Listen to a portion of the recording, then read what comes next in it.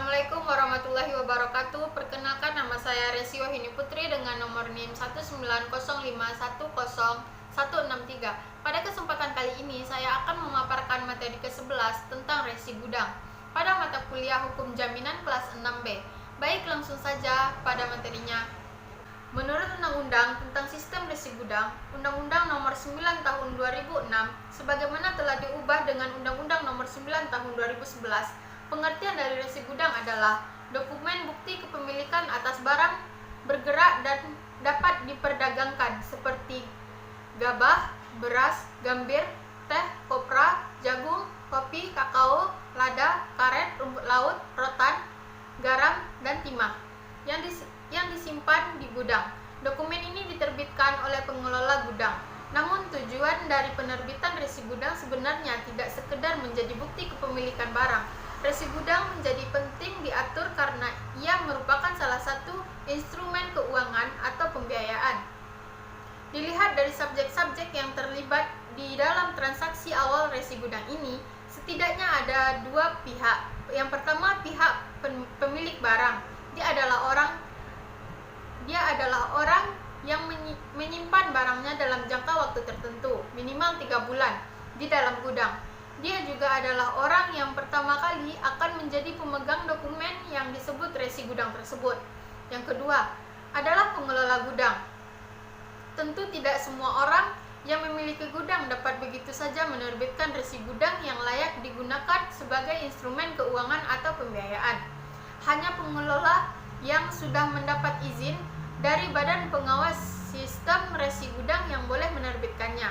Badan ini sekarang diberi nama Badan Pengawas Perdagangan Berjangka Komoditi, yaitu suatu badan di bawah Menteri Perdagangan. Pengelola gudang adalah pengusaha yang bergerak di bidang pergudangan. Posisi pengelola gudang ini bisa sebagai pemilik sendiri dari gudang itu atau bukan pemilik, melainkan sebagai kepanjangan tangan dari pemilik gudang. Namun pada intinya ia harus orang yang berwenang menerbitkan dokumen yang disebut resi gudang. Ada terminologi lain yang penting dijelaskan di sini, yaitu pemegang resi gudang.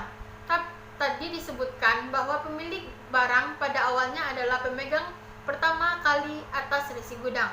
Namun resi gudang ini hanya punya nilai sebagai instrumen keuangan atau pembiayaan apabila dokumen itu diperalihkan ke orang lain. Artinya, pada tahap berikutnya, resi gudang ini akan beralih ke pihak-pihak lain secara berkelanjutan. Secara umum, memang perjanjian hak jaminan merupakan perjanjian ikatan aksesorir dari suatu perjanjian utang piutang yang menjadi perjanjian pokok. Perlu dicatat bahwa lembaga jaminan sendiri telah diatur dalam Undang-Undang Nomor 4 Tahun 1996 tentang hak tanggungan, yang merupakan pelaksanaan atas pasal 51 Undang-Undang Pokok Agraria dan sekaligus sebagai pengganti lembaga hipotek atas tanah dan krediverban. Di samping itu, hak jaminan lainnya yang banyak digunakan dewasa ini adalah gadai, hipotek selain tanah, dan jaminan fidusia.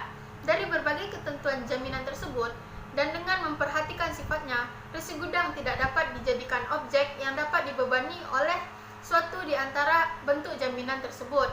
Undang-Undang Sistem Resi Gudang diberlakukan untuk menampung kebutuhan pemegang resi gudang atas ketersediaan dana melalui lembaga jaminan tanpa harus mengubah bangunan hukum mengenai lembaga-lembaga jaminan yang sudah ada. Dengan demikian, undang-undang ini menciptakan lembaga hukum jaminan tersendiri di luar lembaga-lembaga jaminan yang telah ada yang disebut hak jaminan atas resi gudang, sebagai salah satu sarana untuk membantu kegiatan usaha dan memberikan kepastian hukum kepada para pihak yang berkepentingan. Hak jaminan dalam undang-undang ini meliputi pula klaim asuransi apabila barang sebagaimana tersebut dalam resi gudang atau yang menjadi objek hak jaminan memang diasuransikan. Dilihat penjelasan dari pasal 12 Undang-Undang Nomor 9 Tahun 2006.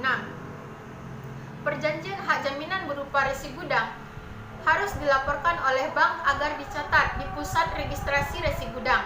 Pihak pengelola gudang juga harus tahu mengenai adanya perjanjian kredit tadi.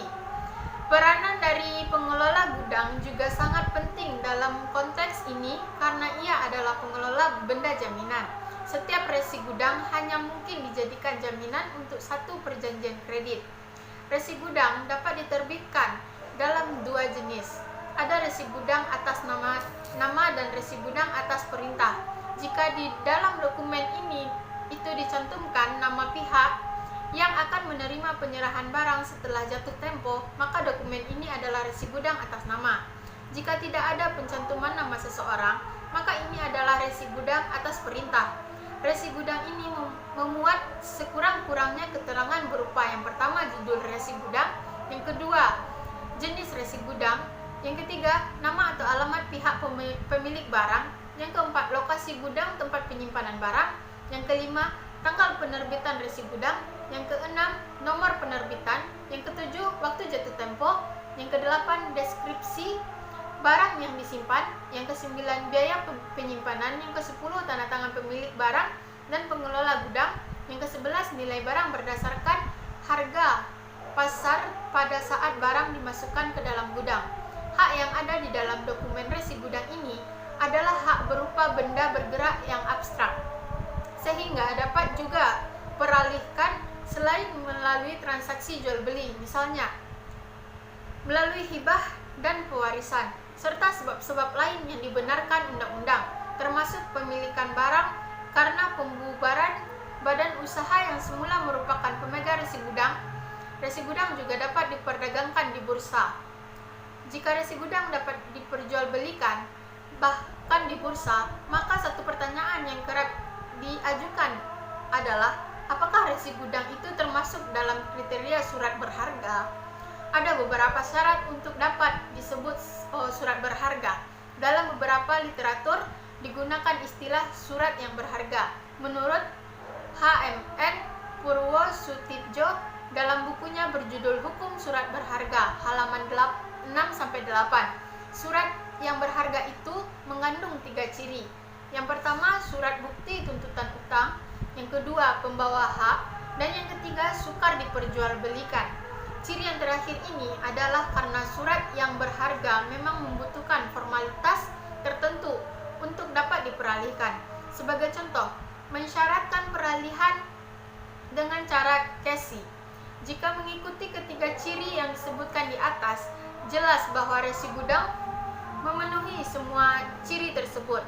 Jika dilihat dari fungsinya, maka resi gudang juga memenuhi syarat untuk disebut sebagai surat berharga. Menurut Emi Pangaribuan dalam bukunya berjudul Hukum Dagang, Surat-surat berharga, halaman 9, surat berharga mempunyai 2 fungsi, yaitu sebagai alat untuk dapat diperdagangkan dan sebagai alat bukti terhadap hutang yang telah ada. Sekian pemaparan materi dari saya. Semoga bermanfaat. Lebih dan kurang saya mohon maaf. Assalamualaikum warahmatullahi wabarakatuh.